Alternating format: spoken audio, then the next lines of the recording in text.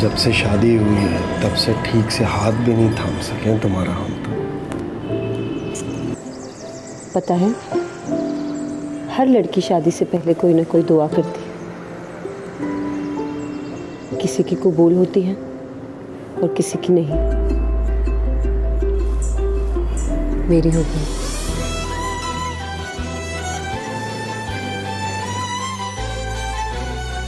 ہائے اللہ، یہ مرد ہماری عزت کا مذاق اڑاتے ہیں تو کیوں نہ ہم بھی ان کی عزت کا منہ چڑھائیں.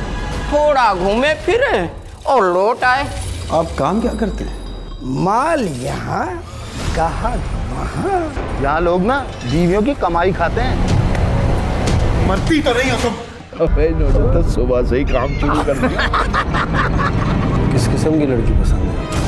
بس چال کا ٹکڑا ہو. سب سے جدا ورنہ گلا دبا دوں گا تمہارا. کیسے مرد ہیں آپ؟ ایک عورت کی عزت نہیں کروا سکتے. میں آپ کے آگے ہاتھ جوڑتی ہوں، مجھے لے جائیں یہاں سے.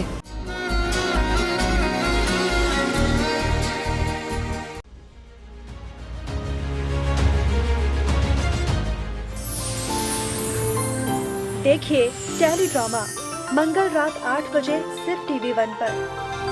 آپ سے رشتہ ہے پیار